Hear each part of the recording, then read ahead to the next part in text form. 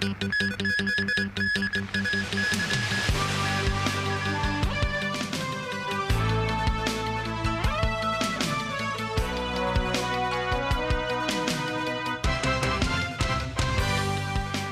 and welcome to TVB News. I'm Melissa Hekalea.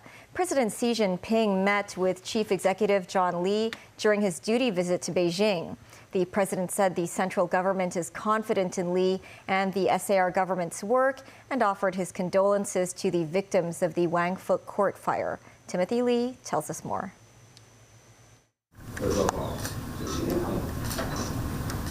President Xi Jinping met with Chief Executive John Lee at Beijing's Zhongnanhai this afternoon, marking the CE's fourth duty visit since becoming the city's leader.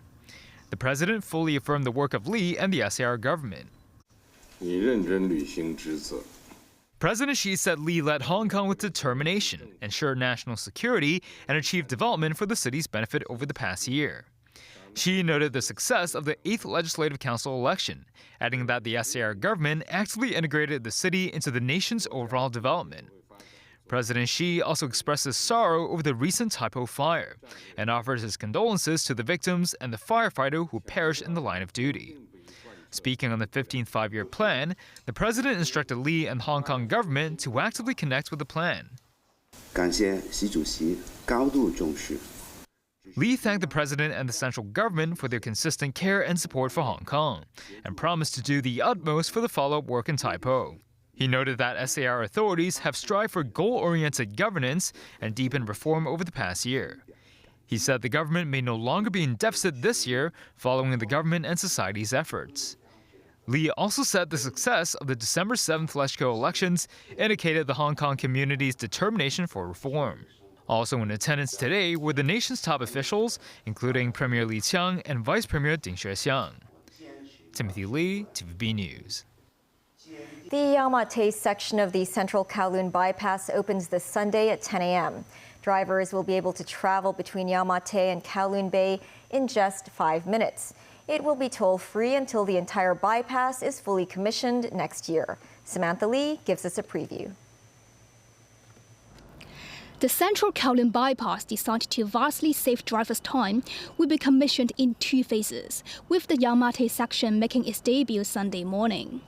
Stretching 4.7 kilometers, the western portal connects the Yau Ma Tei interchange to the Kai Tak interchange. A 3.9-kilometer tunnel runs beneath urban areas, including Yau Ma Tei, Ho Man Tin, Ma Ta Wai, and ends in Kowloon Bay.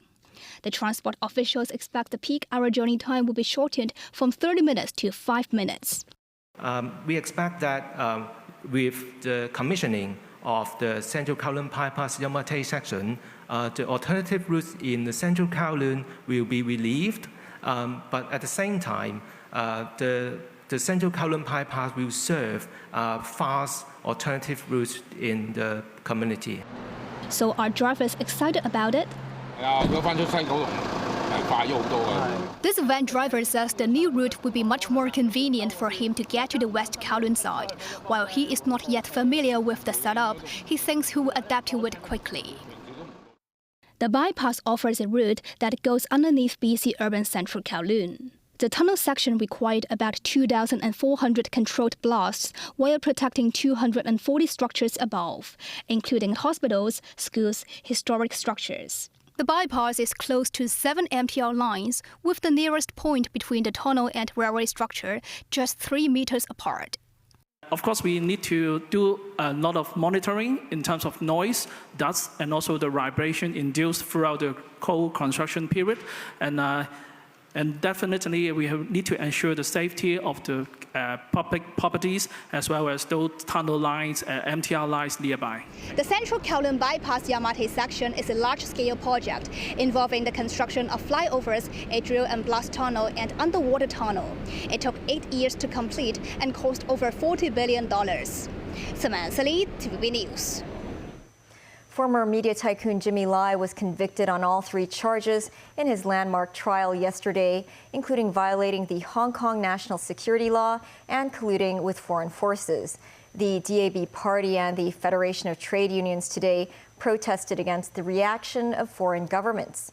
This as both the Bar Association and the Law Society issued statements following his conviction. Timothy Lee reports. The landmark national security trial of Jimmy Lai drew to a close yesterday, with the former media mogul having been convicted of 2 counts of conspiracy to collude with foreign forces and 1 count of conspiracy to publish seditious publications. The Hong Kong Bar Association said in a statement that the Jimmy Lai case is the first decided case of collusion with a foreign country or with external elements to endanger national security under the Hong Kong national security law. It added that it is of significant importance to the development of Hong Kong's unique jurisprudence under the one country, two systems principle. The HKBA further said the trial was held in open court and that the process was fully transparent, adding that all litigants are entitled to the right of appeal as is appropriate. The Bar Association said it is confident that the Hong Kong judiciary will continue to operate independently and apolitically, and will not be affected by any external influence or interference. The Law Society of Hong Kong issued a statement expressing deep regret over some media outlets' commentary on the trial and conviction as a sham trial. The Law Society added that the Jimmy Lai case, in accordance with Article 46 of the National Security Law, was tried in open court by a 3-judge panel of the Court of First Instance of the High Court. No legal representative of either party claimed to have been treated unfairly.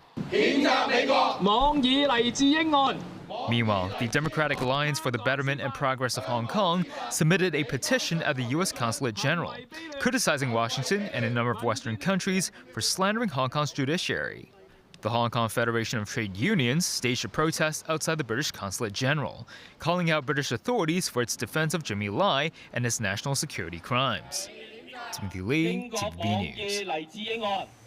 U.S. President Donald Trump said he feels badly for the jailing of the 78-year-old media tycoon Jimmy Lai, who's been convicted of sedition and colluding with foreign forces in a national security trial.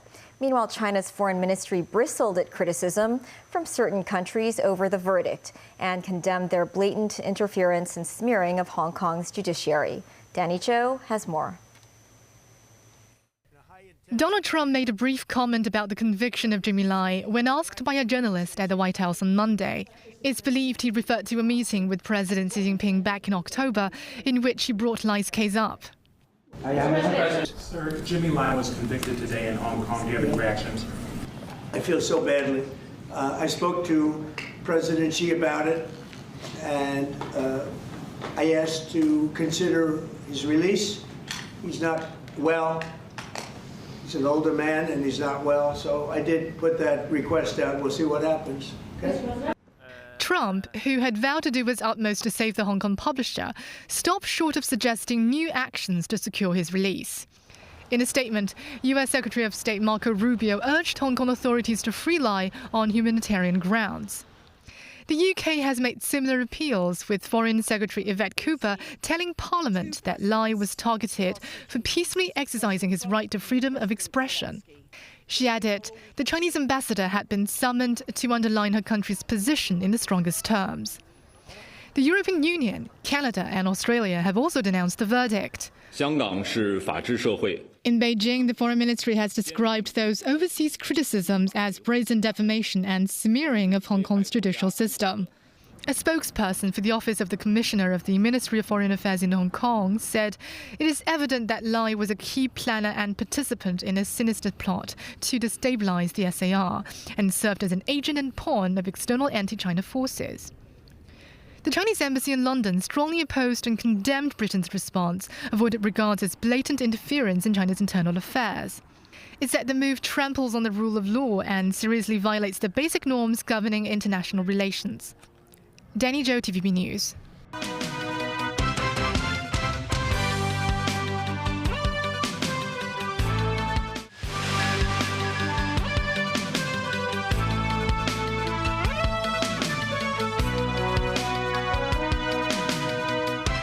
Welcome back.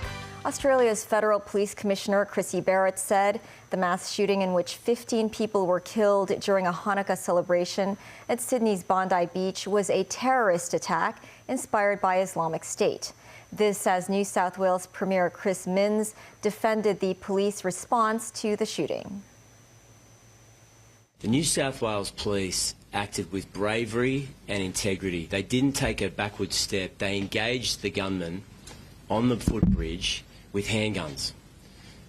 The offenders had long-range rifles, and New South Wales police officers were responsible for killing one of them and shooting the other one, and as a result, saving many, many people's lives.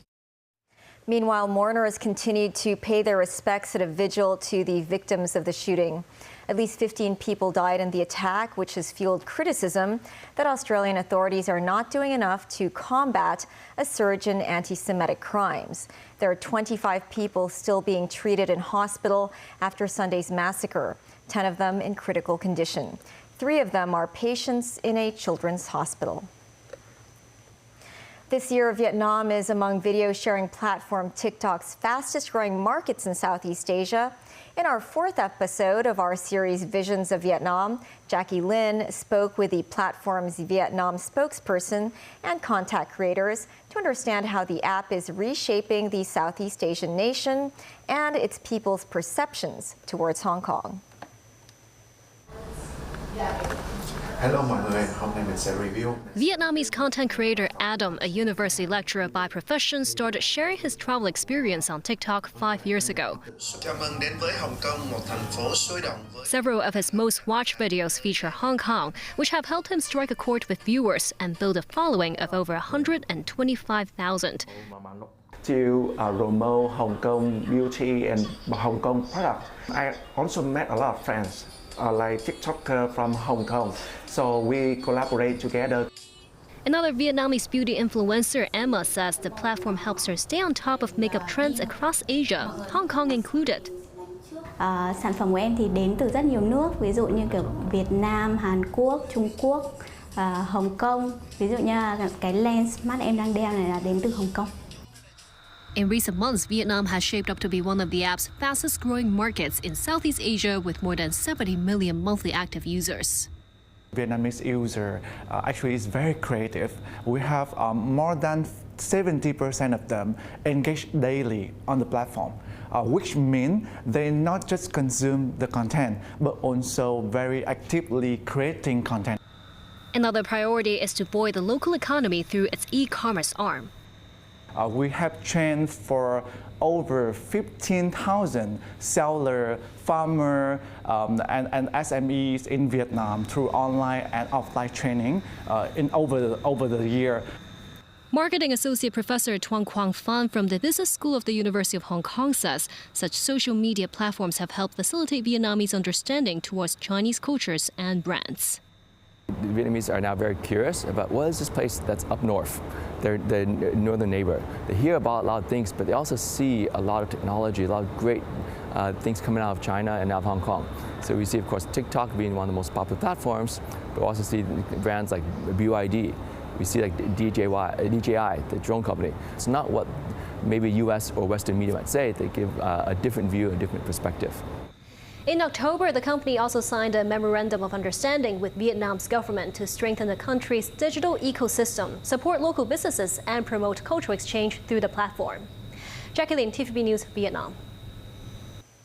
Every country or region that takes part in the Olympic Games must have a National Olympic Committee, which acts as a link between national athletes and sports bodies with the International Olympic Committee. The General Assembly of the Association of National Olympic Committees, or ANOC, will be held in Hong Kong for the first time in December 2026 at the Asia World Expo. Over 200 countries are expected to attend. ANOC Secretary General Gunilla Lindberg explained in TVB Straight Talk program the importance of sport in the current global environment. And I think sport is the most important tool to have peace in the world.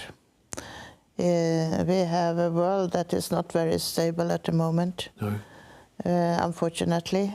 But we see when it comes to sport competitions and even this General Assembly, when the whole world is sitting together in a conference hall, side by side, even if their countries are in war with each other and discuss. And I think human relations and context are the most important thing. And sport does that, and sport also on the field of play it's fantastic even if you fight against each other.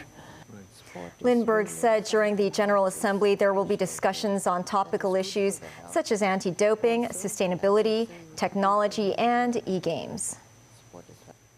That's the news. Thanks for watching. Bye for now.